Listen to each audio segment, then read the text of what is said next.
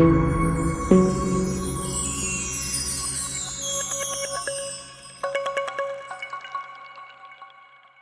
दोस्तों, मेरा नाम है अजीत। स्वागत है आपका यूथफुल मंत्रा में। कहते हैं ना कि अगर आप अभी नहीं पढ़ रहे हैं तो ज़रूर कोई ना कोई पढ़ रहा होगा, और जिस दिन वो आपसे मिलेगा वह जीत जाएगा। अगर आपने मेरे चैनल को अभी तक सब्सक्राइब नहीं किया है तो सब्सक्राइब कर लीजिए। मैं इसी तरह क्लास 12 से रिलेटेड वीडियो डालते रहता हूँ। अगर आप क्लास 12 का स्टूडेंट हैं तो ऊपर आई बटन पर क्लिक करके प्रीवियस चैप्टर का वीडियो भी देख सकते हैं। आइए करते हैं वीडियो को start. Strong root APJ Abdul Kalam द्वारा लिखा गया एक प्रोज है और वेस्ट बंगाल बोर्ड क्लास 12 का सेकंड चैप्टर भी। इस प्रोज को बताने से पहले इनके बारे में कुछ जान लीजिए जो बेहद अहम है। इनका पूरा नाम आबुल पाखिर जैनुलब्दीन अब्दुल कलाम है। इनका जीवन काल 1931 से 2015 तक थी। Was one of the Pioneer of aerospace engineering in India. वो भारत के पहले एरोस्पेस इंजीनियर में से एक थे। For a major part of his life he work as a scientist in Indian space programmes. और अपने जीवन के लंबे समय तक इन्होंने साइंटिस्ट के रूप में काम किया। Some some of his famous work are India 2020 ignited minds wings of fire. He was the president of India from 2002 to 2007। अब ये भारत के राष्ट्रपति भी थे 2002 से 2007। अब आते हैं सोर्सेस की बात कि स्ट्रॉन्ग रूट कहाँ से ली गई है भाई। Strong root is an extract from doctor Kalam autobiography wings of fire.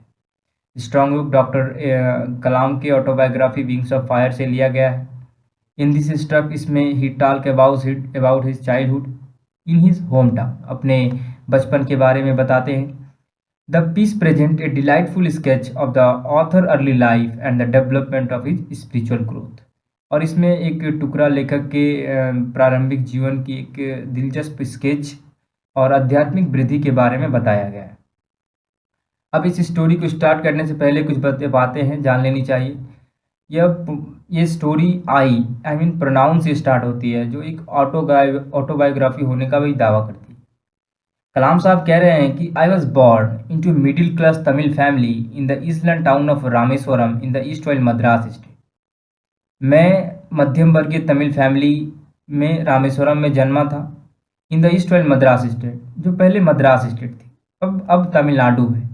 My father Jainulabdeen had neither much formal education nor much wealth. हमारे फादर जैनुलब्दीन ज़्यादा पढ़े लिखे नहीं थे और ज़्यादा धनी भी नहीं थे। डिस्पाइट दिस डिसएडवांटेज, इसके बावजूद he possess a great winded wisdom and a true generosity of spirit. हाँ, उनके बावजूद भी इनके पास सहज ज्ञान था और a true generosity of spirit मतलब आत्माओं की सच्ची उदारता भी। He had an ideal helpmate in my mother Ashiamma. और मेरी माँ की एक अच्छी सहायक भी थे। हाँ, मेरी माँ इनकी अच्छी सहायक भी थी। I do not recall the exact number of people see feed every day. मैं नहीं बता सकता कि पर डे मेरी माँ कितने लोगों को खाना खिलाती थी। But I am quite certain that far more outsider ate with us. और मैं इतना जानता था कि जो हमारे साथ खाना खाते थे वो अधिकतर बाहर के थे। Then all the member of our own family put together. और हम जो हमारे ऑन फैमिली के साथ में, अपनी फैमिली के साथ में बैठ के खाते थे। अब सेकेंड पैराग्राफ में क्या कहते हैं। कहते हैं कि my parents were widely regarded as an ideal couple. मेरे माता पिता एक आदर्श दंपति थे। My mother's lineage was the more distinguish. मेरी माता की जो जाति थी वो मेरे फादर से कुछ अधिक विख्यात थी। वन ऑफ हर फॉर वी आर हैविंग विस्टन the title of Bahadur by the British. और उनमें से कि मेरे माता के एक पूर्वजों को किसी को बहादुर का ब्रिटिश के द्वारा किताब भी दिया गया था। अब फर्स्ट पेज का थर्ड पैराग्राफ में क्या है, इसमें कलाम साहब कह रहे हैं कि I was one of the many children. I was one of many children, मैं बहुत लड़कों में एक था।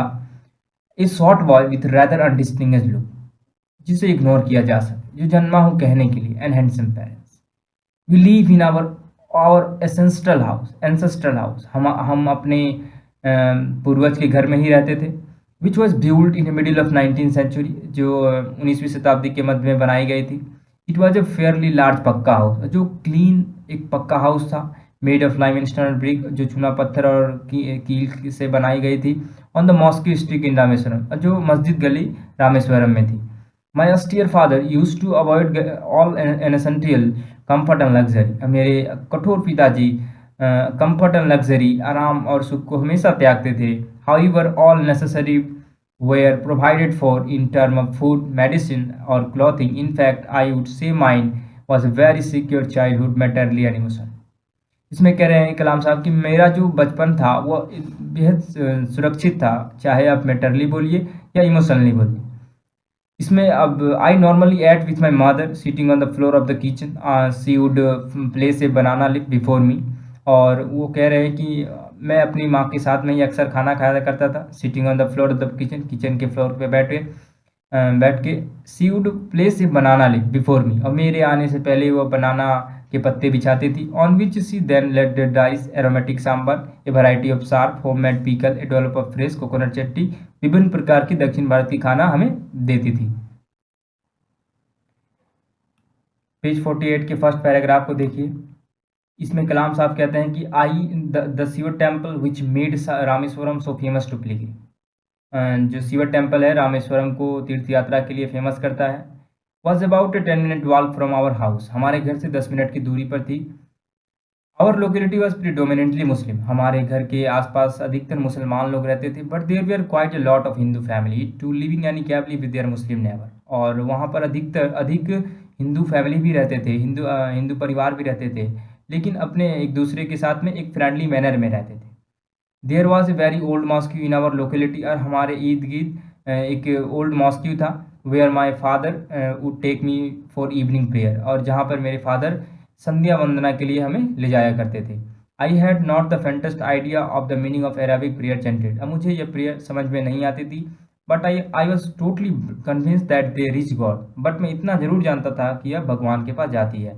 When my father come out of the mosque after the prayer, people of different religions would be sitting outside waiting for him.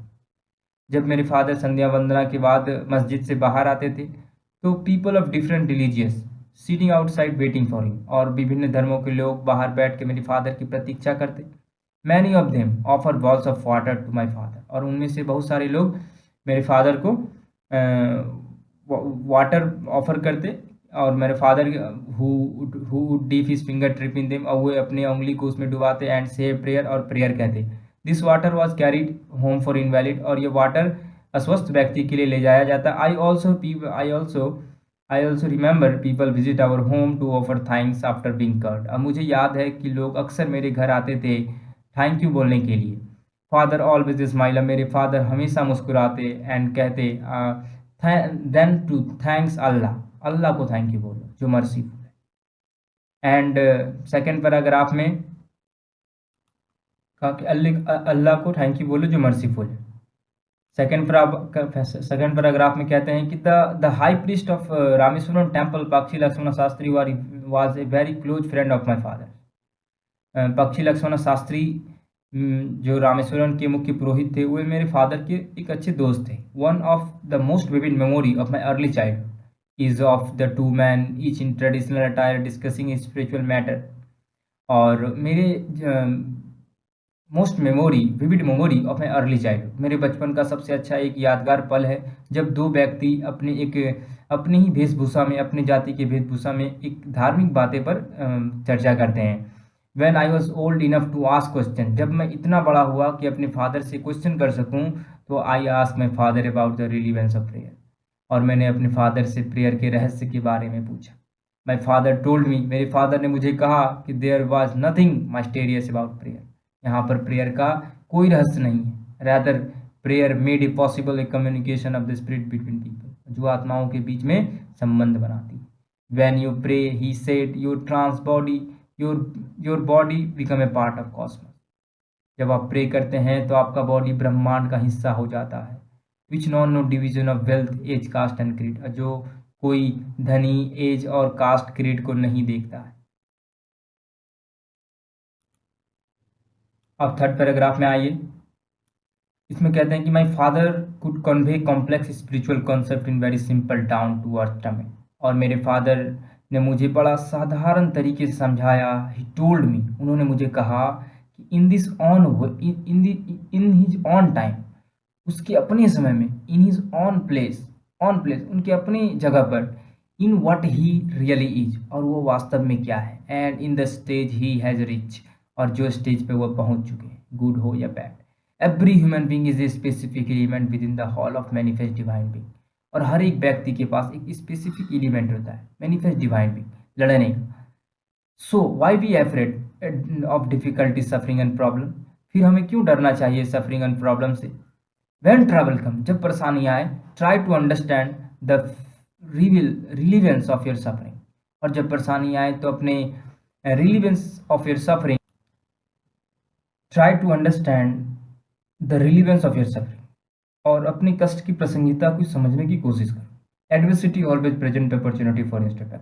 और adversity मतलब जो कठिनाई होती है अक्सर लोगों को अवसर देती है अपना आत्म मंथन करने के लिए। 49 पेज का फर्स्ट पैराग्राफ में कहते हैं कि why don't you say this to the people who come to you for help and advice. आप उन लोगों से यह क्यों नहीं कहते कि जो आपको मदद और एडवाइस के लिए आते हैं। आई आस्क माई फादर, मैंने अपने फादर से कहा कि पूछा। He put his hand on my shoulder, उन्होंने अपना हाथ मेरे कंधे पर रख दिया। And look straight into my eye, और मेरे आंखों में देखने लगा। For quite some time he said nothing, कुछ समय के लिए उन्होंने कुछ नहीं कहा। As he was judging my capacity to compare his word, और फिर वो अपनी अपने वर्ड से मुझे कंपेयर करने लगे कि क्या मैं उनकी बातों को समझ सकूंगा। Then he answer in a low deep voice, फिर एक गहरी वॉइस आवाज में उन्होंने आंसर दिया। कहा कि his answer fill me with a strange energy and enthusiasm. उनका आंसर मुझे एक हाई लेवल एनर्जी के साथ भर दिया। एंड उन्होंने कहा कि whenever human being find themselves alone, as a natural reaction they start looking for a company। जब कोई व्यक्ति अपने आप को अकेला पाता है तो एज ए नेचुरल रिएक्शन वो किसी को न किसी को खोजता है। Whenever they are in trouble, जब वो परेशानी में होता है तो they look for someone to help them। वो सोचता है कि कोई मुझे मदद कर दे। Whenever they reach an impasse, जब वो ऐसी गली में फंस जाता है जहाँ से उसे कोई रास्ता ना दिखाई दे, they look to someone to show them the way out। वो सोचता है कि मुझे कोई रास्ता दिखा। Every recurrent anguish longing and desire find its own special helper, और हर एक व्यक्ति अपने समय में स्पेशल हेल्पर खोजता है। For the people who come to me in this days, जो लोग कठिनाई में मेरे पास आते हैं, I am but a go between in their effort to profit a demonic force with prayer and offering. और मैं उन लोगों के लिए वो हूँ जो प्रेयर और ऑफरिंग की सहायता से मैं उनकी मदद करता हूँ। This is not A correct approach at all, should never be follow. ये फॉलो नहीं किया जा सकता। One must understand the difference between a fear ridden vision of destiny and the vision that enable us to seek the enemy of fulfillment within ourselves। एक व्यक्ति को अवश्य समझनी चाहिए आत्मा और विजन ऑफ डेस्टिनी, नियति की दृष्टि को, and the vision that enable us to seek the enemy of fulfillment, और अपने भीतर जो हमें अपने भीतर दुश्मनों को पहचानने में आसानी होती है, सक्षम बनाते हैं। सेकेंड पैराग्राफ में कलाम साहब कहते हैं कि I remember my father starting his day at 4 AM by reading the Nawaz before दान। मुझे याद है कि मेरे फादर अपने दिन की शुरुआत सुबह 4 बजे नमाज पढ़ने के साथ करते थे, भोर होने से पहले। After the namaz he use to walk down to a small coconut grove we own, और इसके नमाज पढ़ने के बाद वो वॉक पे जाते थे जो कोकोनट ग्रोव था, जो अपना था। About 4 mile from our home, जो 4 मील की दूरी पर था, तकरीबन 6.4 किलोमीटर के करीब। He would return with a about a dozen coconut टायर्ड together thrown over his shoulder, और अपने कंधे पर लादे हुए आते थे। And only then would he have his breakfast, जो उनका ब्रेकफास्ट होता था, हाँ, सुबह का नाश्ता होता था। This remain his routine even when he was in his late 60, और यह रूटीन हमें 60 वर्ष तक याद। I have throughout my life tried to emulate my father in my own world, science and technology। मैंने अपने फादर को शुरू से अंत तक अपनी ही विज्ञान और तकनीक की दुनिया में लानी चाहिए। I have endeavored to understand the fundamental truth revealed to me by my father। और मैं ये प्रयास करता था कि मेरे फादर के द्वारा जो फंडामेंटल ट्रूथ, मौलिक सत्य को बताया गया था, मैं उसे याद करूं। And feel convinced that there existing a divine power that can lift one up from my confusion, misery, melancholy and failure। और मुझे यह याद करनी चाहिए कि उन्होंने कहा था कि their existing a divine power, यहाँ पर एक अदृश्य शक्ति है जो एक व्यक्ति को भ्रम, कष्ट, उदासी और असफलता से बाहर निकालती है, and guide one two one true places, जो एक जगह से दूसरी सही जगह ले जाती है। And once an individual sever his emotional and physical bond, जब एक स्वतंत्र व्यक्ति एक इमोशनल और फिजिकल संबंध को तोड़ देता है ना, भावनात्मक और शारीरिक बंधन को तोड़ देता है, तो he is on the road to freedom, और वह स्वतंत्रता की रास्ते पे होता है। Happiness and peace of mind, और हैप्पीनेस और पीस ऑफ माइंड, मन की शांति। इस चैप्टर से जुड़ी अगर कोई क्वेरी है तो आप हमें अवश्य कमेंट करिए। वीडियो पसंद आई हो तो do not forget to subscribe, like and share, और यह वीडियो देखने के लिए हृदय की गहराई से प्रेम पूर्वक धन्यवाद।